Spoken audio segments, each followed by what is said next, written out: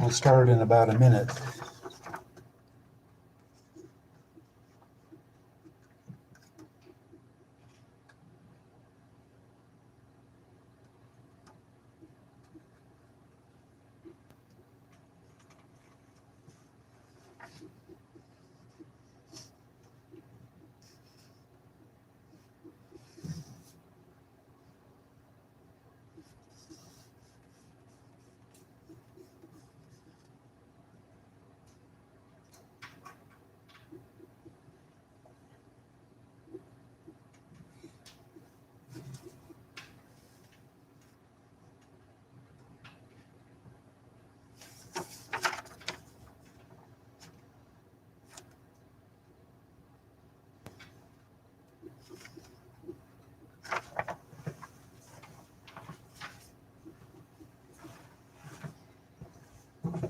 Today we'll probably finish 10.2 and start section 10.3 on polar coordinates. So we got to surface area in section 10.2. We first encountered the surface area in chapter 8, section 2. And that says if a function y equals capital K of x is positive and has a continuous derivative, then the surface area generated by rotating y equals K of x about the x-axis for values of x from a to b is given by this definite integral. The definite integral from a to b of 2 pi times capital K of x times the square root of 1 plus the square of k prime of x dx.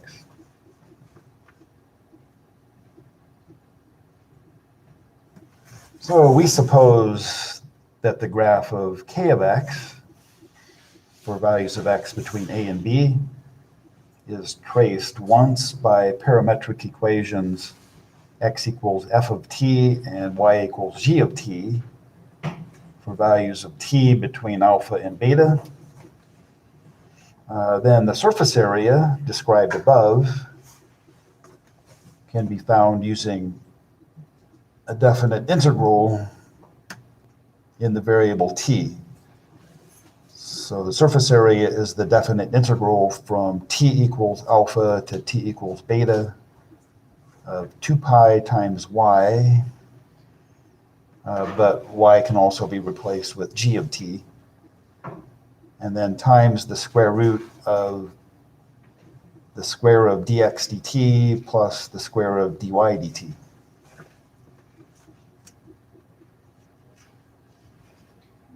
Okay, so we'll try that formula out on this particular case. Find the surface area generated by revolving the parametric curve about the x-axis.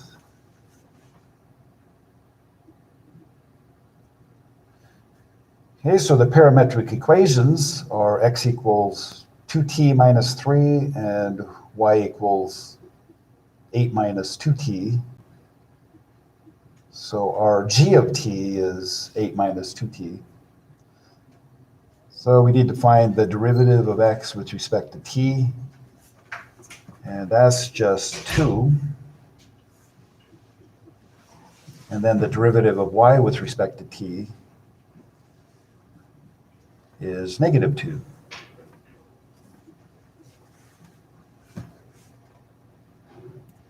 So we can easily square those. Let's go ahead and do that. Square dx dt and add that to the square of dy dt, since that number has to go inside the square root in the integral. So 2 squared plus the number negative 2 squared is 8. Okay, so our surface area, the definite integral from t equals 2 to t equals 4 of 2 pi times g of t y is our g of t. So 2 pi times the binomial 8 minus 2t times the square root of 8 dt. So this one's pretty simple.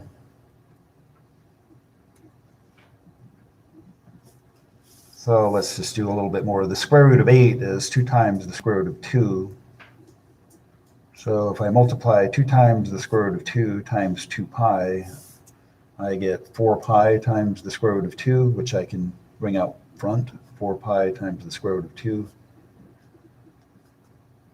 multiplied by the integral of 8 minus 2t.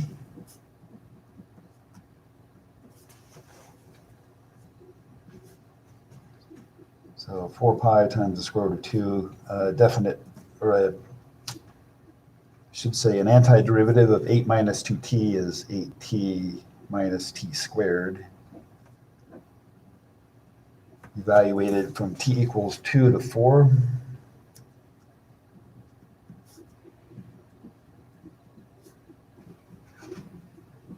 So a couple of more steps. When t is 4, we get 32 minus 16. And then from that, we subtract the quantity when t is 2, which is 16 minus 4. So we're just going to end up with, it looks like 16 pi times the square root of 2. Square units, whatever those happen to be.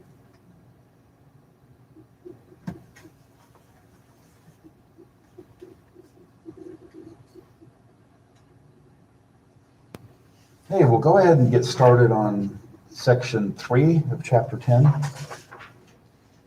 on polar coordinate.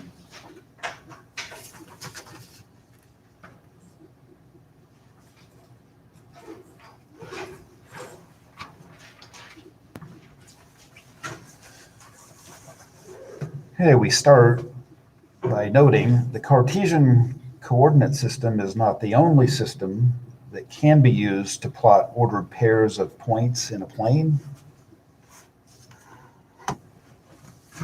Every point in the xy plane can also be represented by using the polar coordinates, or theta.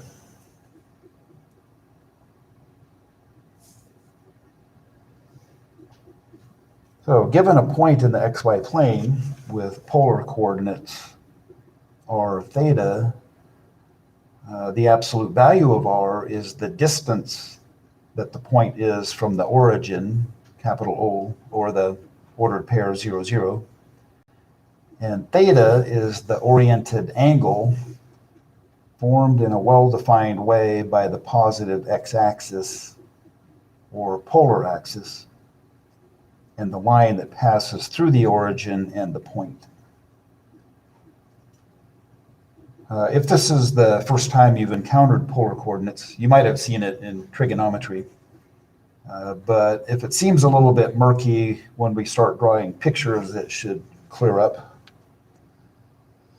If theta is greater than or equal to 0, then the angle is formed by pivoting counterclockwise from the positive x-axis, with the origin O being the pivot or pole.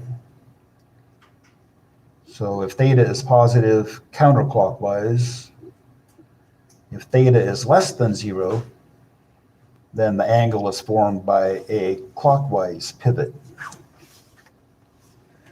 If r is greater than 0, greater than or equal to 0, then the point is plotted r units from the origin along the pivoted ray determined by theta. But on the other hand, if r is less than 0 or negative, then the point is plotted negative r units from the origin in the opposite direction of the pivoted ray determined by theta. So have you seen polar coordinates before? Some have, some maybe. Okay. All right, well, let's practice these examples. Plot the following points given in polar coordinates in the xy plane. So the first example, our theta is 2 pi over 6.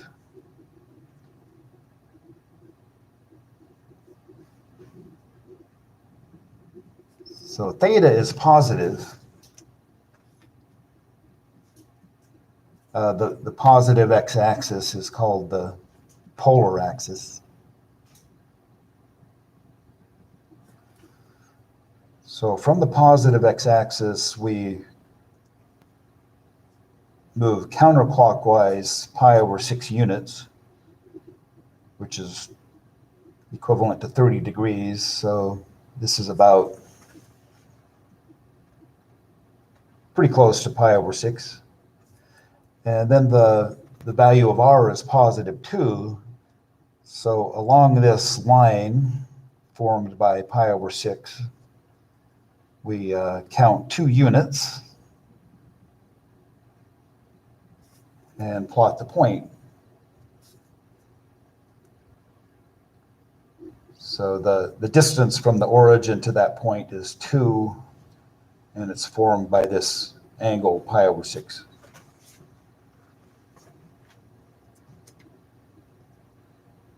So in a few minutes, we'll learn how to find the x and y coordinates of such a point. Okay, let's plot this point. Our theta is 3 pi over 2.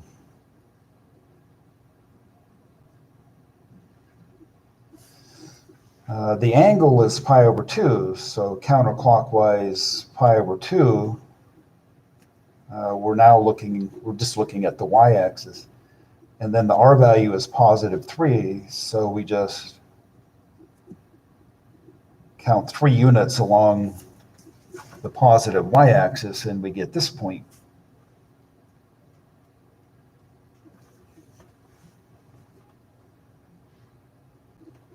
Okay, the next one, r theta is negative 1 pi over 3.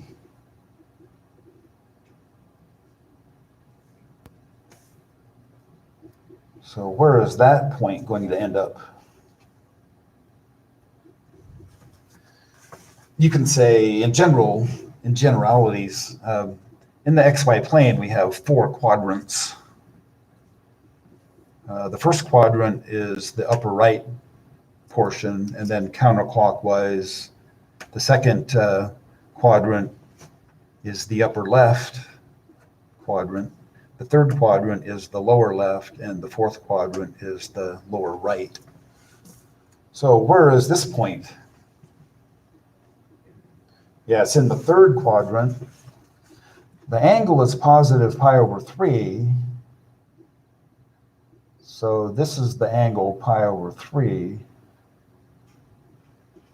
But since the r value is negative 1, we move in the opposite direction formed by pi over 3.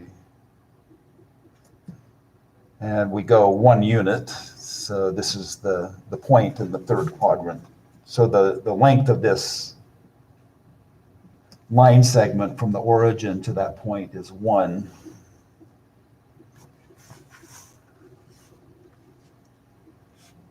Okay, the next one, r theta is equal to the square root of 2 negative pi over 4.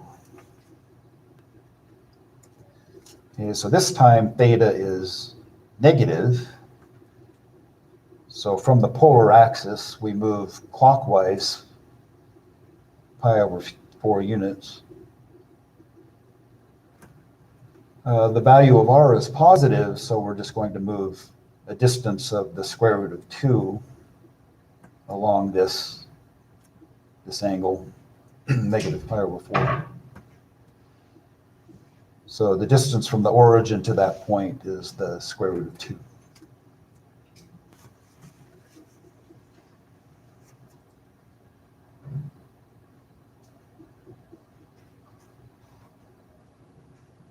All right, let's convert those points, same ones that were given in polar coordinates, convert them to rectangular coordinates.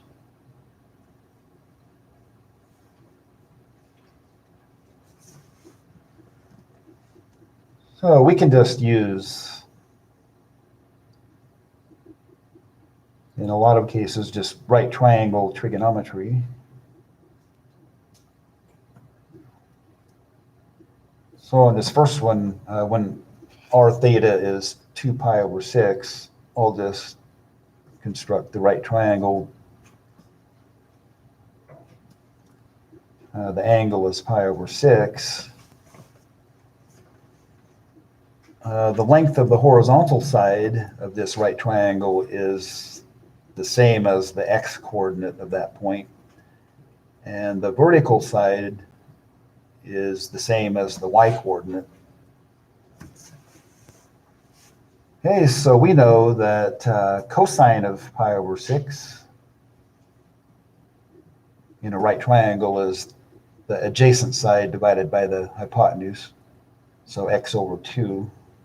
So the x-coordinate, I'm running out of space. Anyway, the x-coordinate is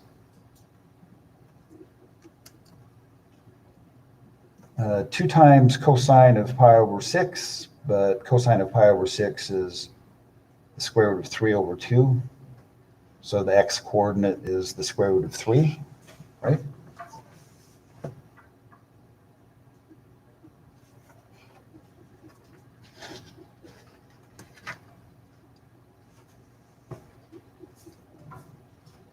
And then the sine of pi over 6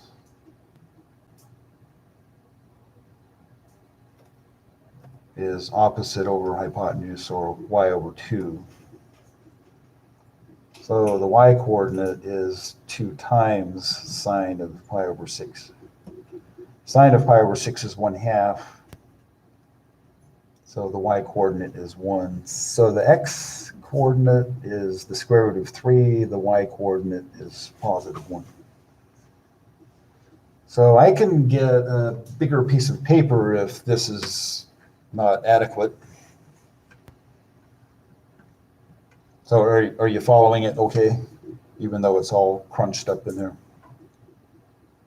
The next point is pretty easy. We can tell from the previous plotting that the x-coordinate of that point is 0, and the y-coordinate is 3.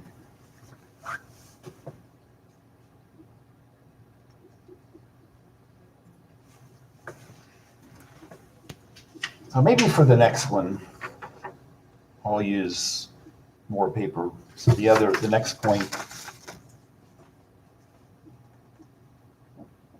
our theta is -1 pi over 3.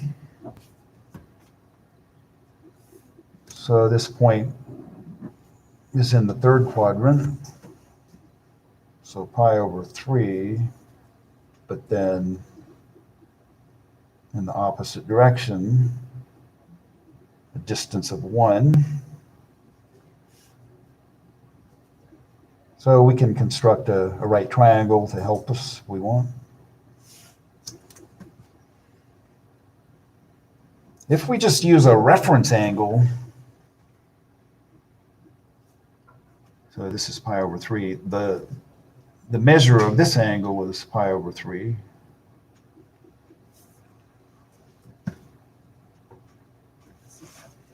So we want to know the x-coordinate and the y-coordinate of this point. So one thing we know for sure is that both x and y are negative numbers. But we're just going to use the reference angle and just a regular right triangle to help us.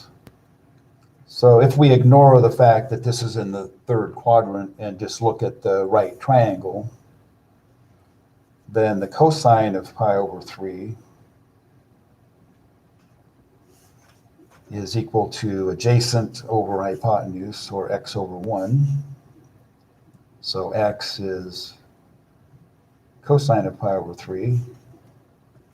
And this is 1/2. And then the sine of pi over 3 is opposite over hypotenuse, y over 1. So y is equal to sine of pi over 3, or the square root of 3 over 2. But then we remember this point is in the third quadrant, so the x and y coordinates are negative 1/2 for x and negative square root of 3 over 2 for y.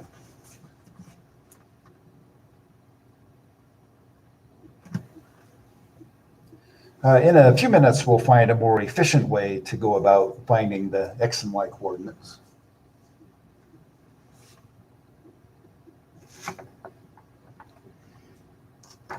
Okay, let's do the other one on this, on the rest of this. The other one, we have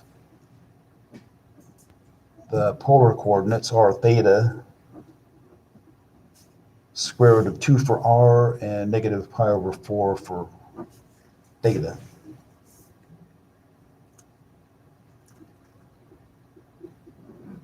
Okay, so this point is in the fourth quadrant.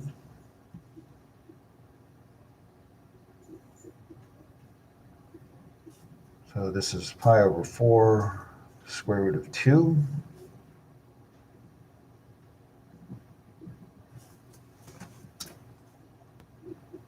So what do we know about the x and y coordinates of this point in the fourth quadrant?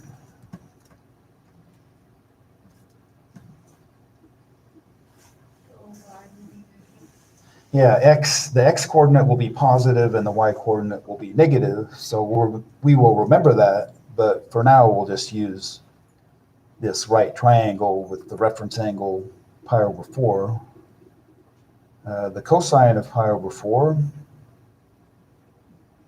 is adjacent over hypotenuse, or x over the square root of 2. So x is the square root of 2 times cosine of pi over 4.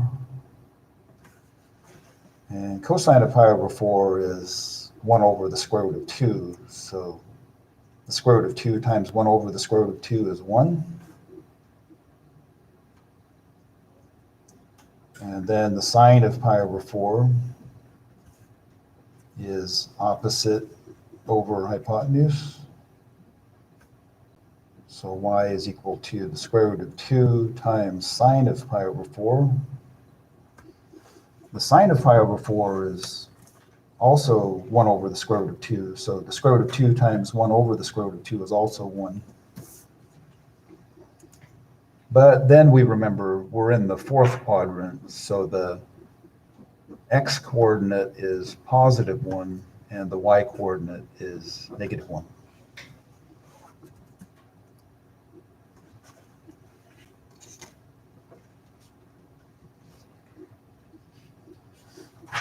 Okay, we'll derive a few equations that relate polar coordinates to Cartesian coordinates.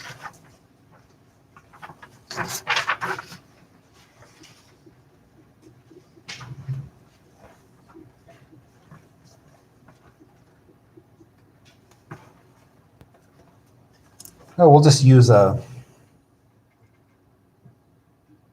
right triangle. I'll just place this angle, this one in the first quadrant. So the distance from the origin to that point is r, and it's determined by theta.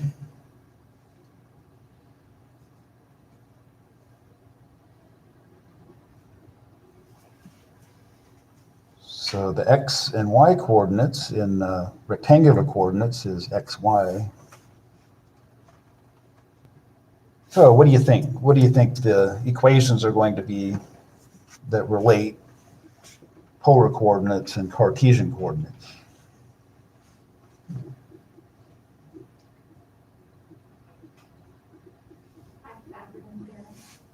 What's that? The Pythagorean Theorem. That's gonna come into play. Yeah.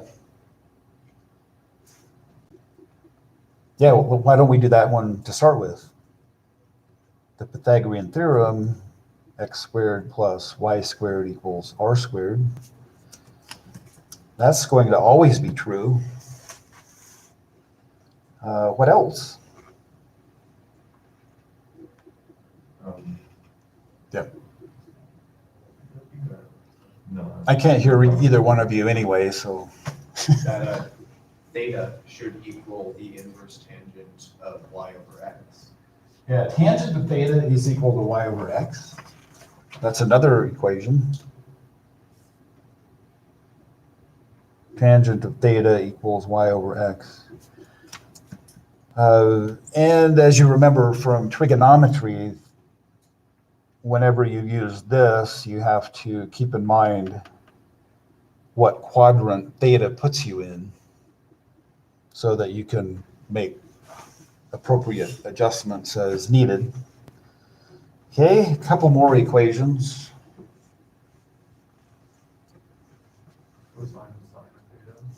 Yeah, cosine and sine. Yeah, so cosine of theta is adjacent over hypotenuse, x over r. So the x coordinate is r cosine theta.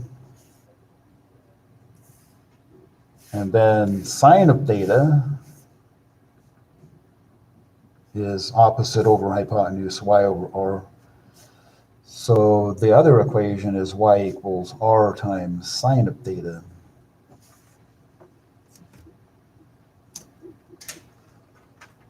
Yeah, so these four equations, y equals r sine theta, x equals r cosine theta, tangent of theta equals y over x, and x squared plus y squared equals r squared. We can use as many as of those four equations as we need. Sometimes we'll only need one or two at a time.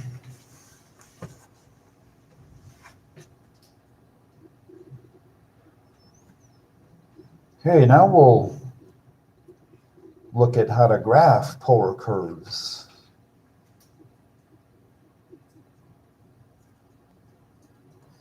Okay, so the graph of a polar equation, r equals f of theta, consists of all points r theta whose coordinates satisfy the equation.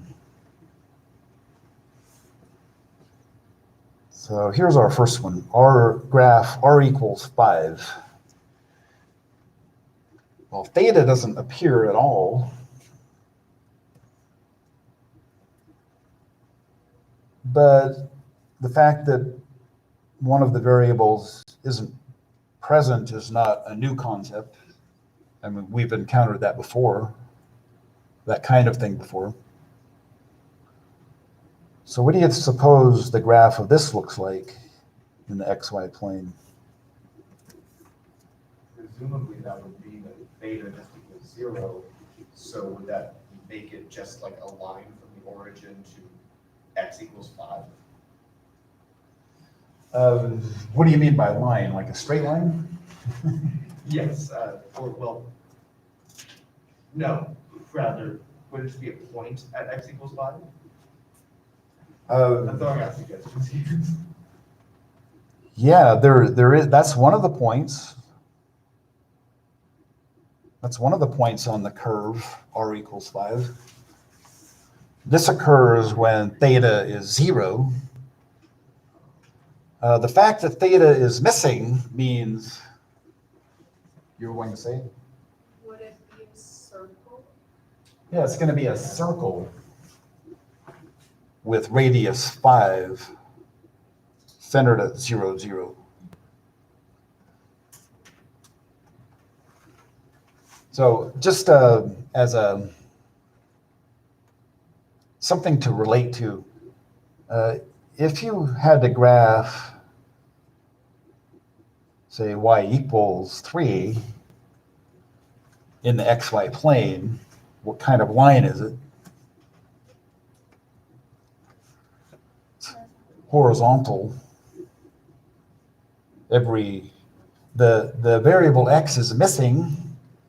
That just means that x can be anything as long as y is 3. So we get a horizontal line. But in polar coordinates, so the term polar means we're pivoting about a pole. The pole is the origin. So if theta can be anything as long as r is 5, then we're just going to end up with a circle with radius 5. See how that works?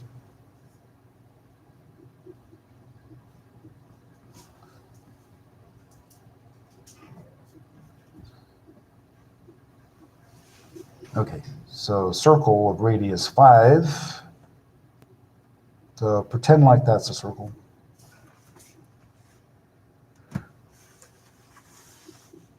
All right.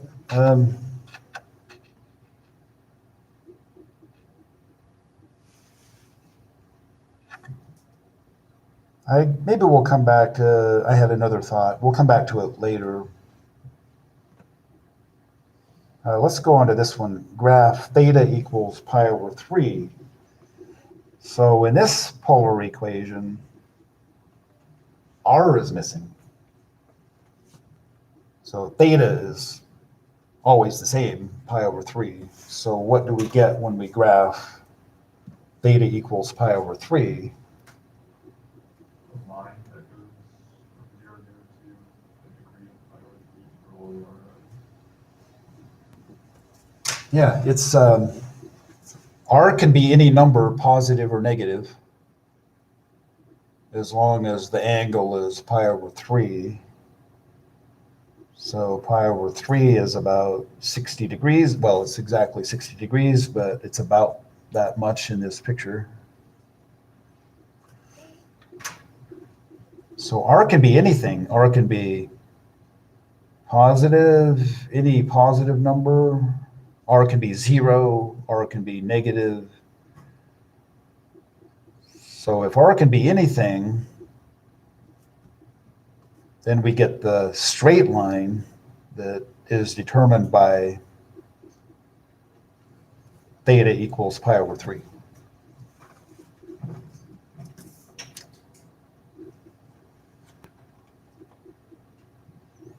Okay, those first two are the easy ones.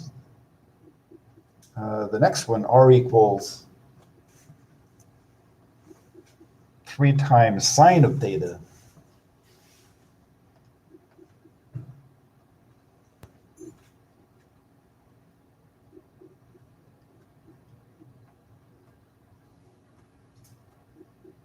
One thing you can do is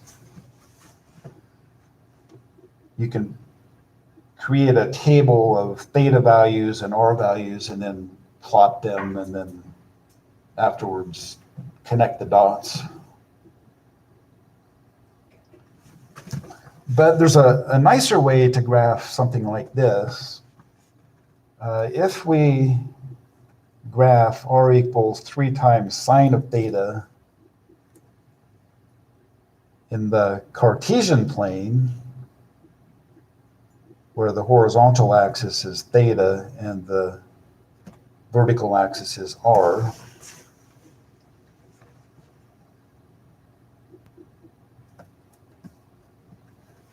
So just think of this in the same way that you would think of y equals 3 times sine of x, and then graph that function. So I'll squeeze one in here a little. I always shoot myself in the foot somehow, but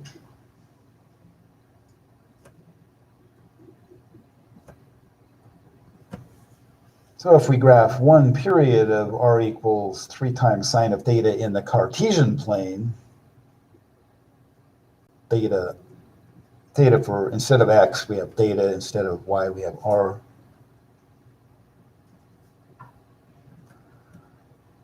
Then the graph looks something like this.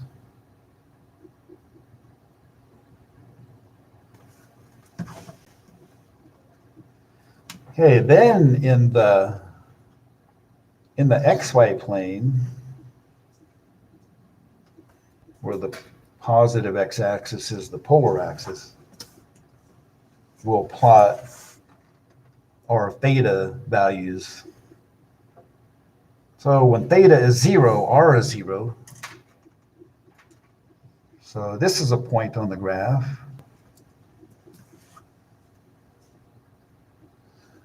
We can plot the obvious points to start with. When theta is pi over 2, the value of r is positive 3. So we have this point on the graph, right? When theta is pi, that's half a revolution counterclockwise, r is 0. So we're back to 0.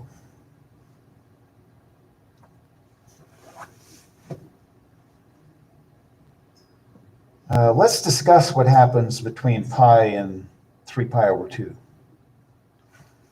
Notice that the r values are negative.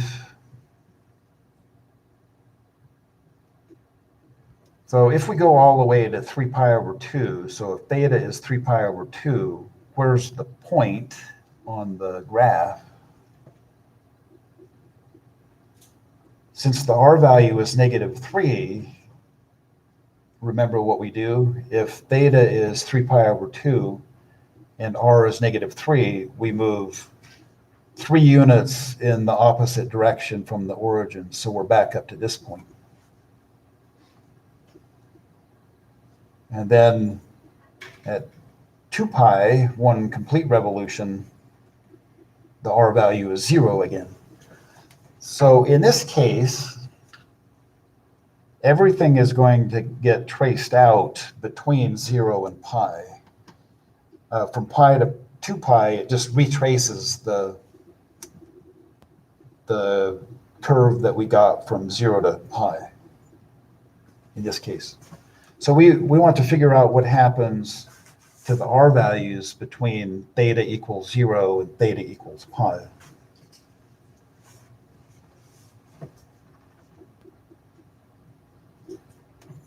So how about if we focus on theta values between 0 and pi over 2? Let's just list what some of those are, some of the more easy ones to work with. We can pick pi over 6, pi over 4, and pi over 3.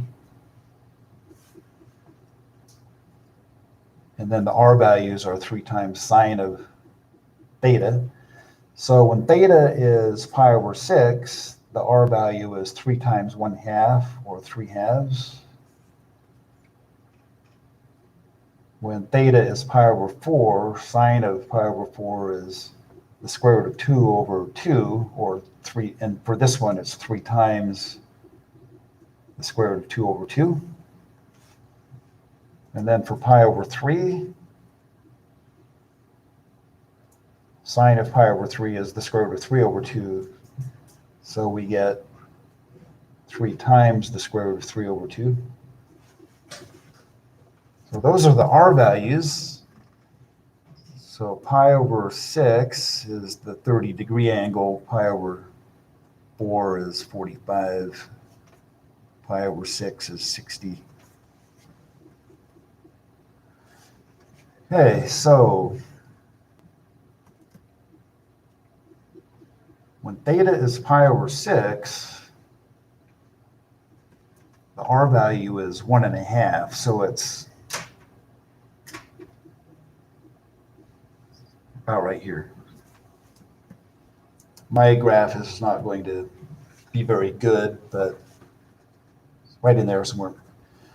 Pi over 4, so let's see, the square root of 2 over 2 is about 0.7, and so 3 times 0.7, about 2.1. So 2.1, about. For pi over 3, the square root of 3 is about 1.7, divided by 2 is 0.8.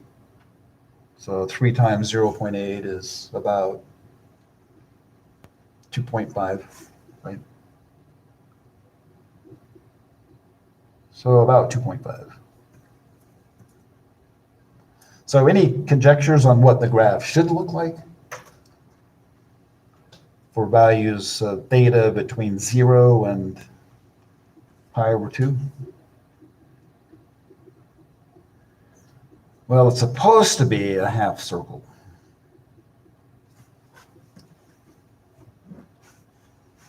And then from pi over 2 to pi, it's the other half circle. That's what it's supposed to be.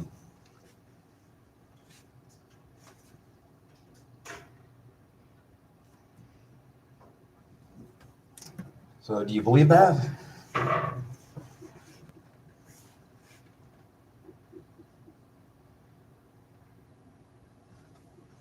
Yeah, that's what it's supposed to be. It's supposed to be the circle centered at 0 for x and 3/2 for y, and the radius is also 3/2.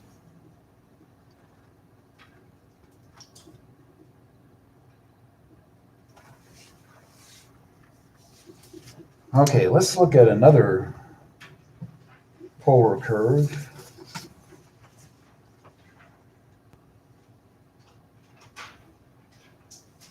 This time graph r equals 1 plus cosine of theta.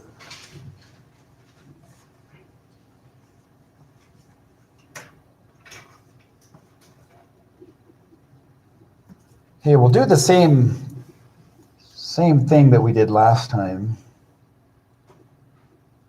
First, we'll graph r equals 1 plus cosine of theta in a Cartesian plane.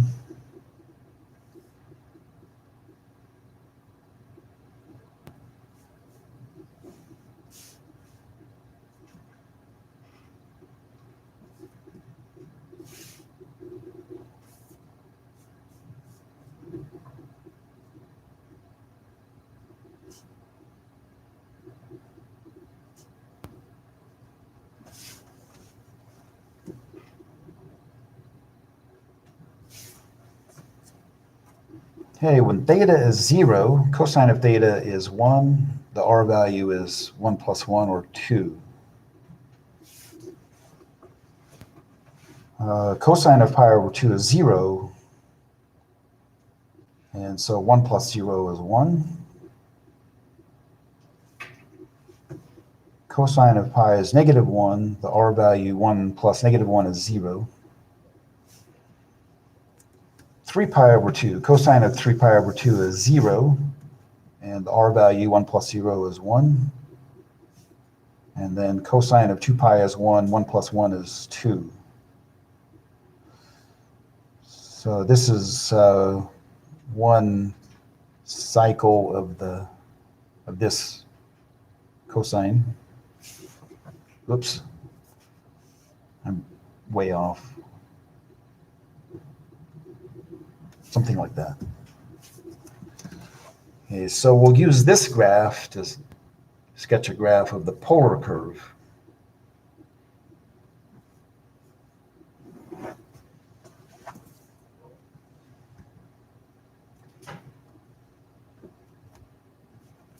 Okay, so when theta is 0, the r value is 2. So when theta is 0, the r value is +2. We have this point on the graph.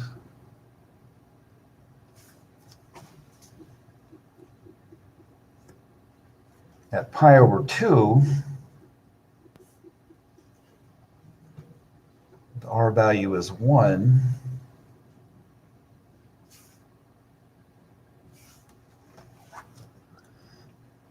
Then between pi over 2 and pi, the r values get shorter and shorter and are eventually 0.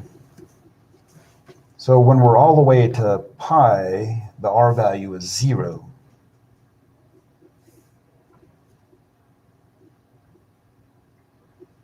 So between pi over 2 and pi, the r values they start out at 1, but then they get shorter and shorter.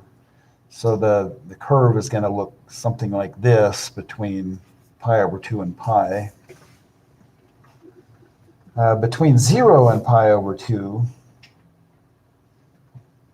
the graph will look something like this. Something like that.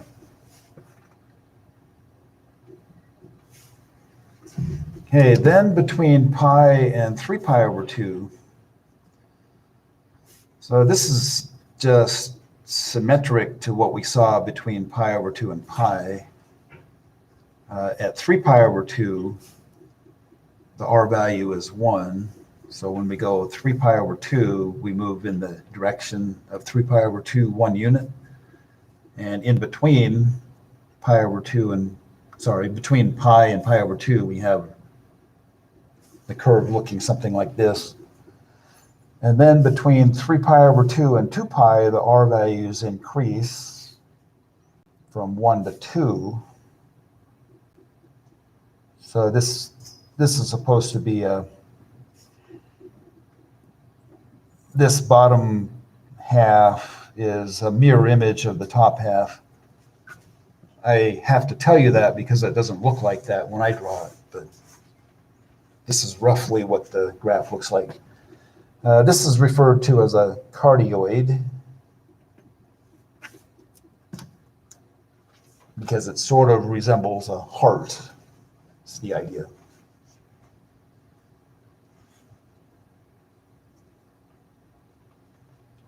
Okay, let's get started on the next one.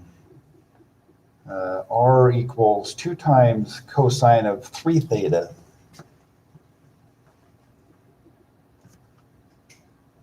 So remember from trigonometry, when you have something like cosine of 3 theta,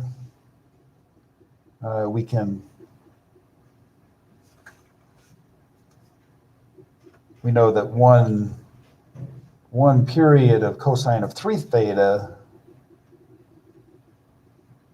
will occur for this inequality. 0 is less than or equal to 3 theta, which is less than or equal to 2 pi. And if we divide each of the 3 parts by 3, then one cycle of this will be between 0 and 2 pi over 3.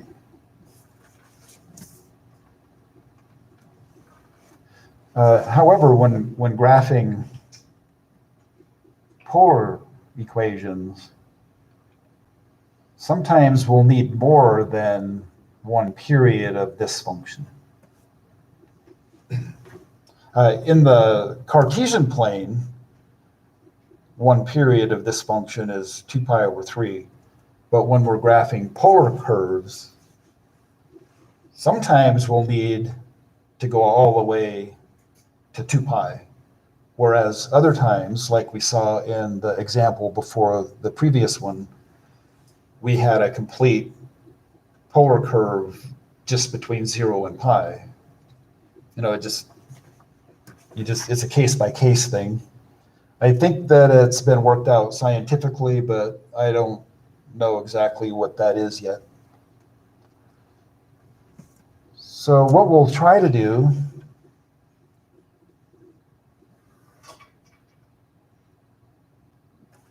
is we'll break down what this function looks like all the way from 0 to 2 pi. Between 0 and 2 pi over 3, we're going to move along in increments of pi over 6. So I'm just going to write multiples of pi over 6. So pi over 6, then pi over 3, and then pi over 2.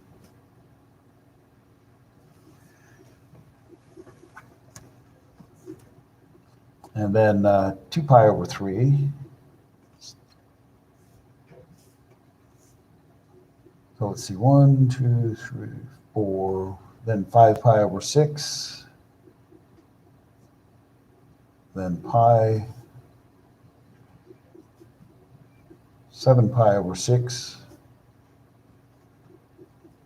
whoops. The next one, 8 pi over 6 is just 4 pi over 3. Then 9 pi over 6 is 3 pi over 2. 10 pi over 6 is 5 pi over 3. 11 pi over 6, and then finally 2 pi.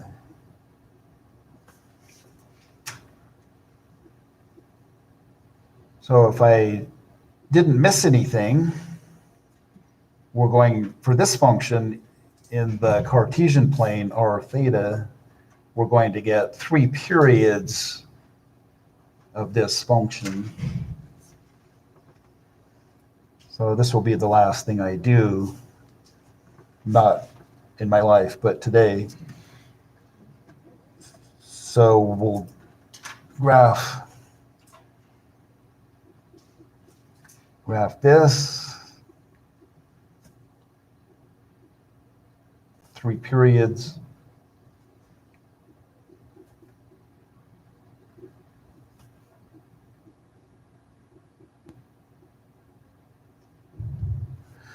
Okay, then using the polar coordinates, then sketch a graph of the polar curve using the same technique that we did on the other ones. So or on Friday, we'll start with this one and then go on from there. But that's all we have time for today.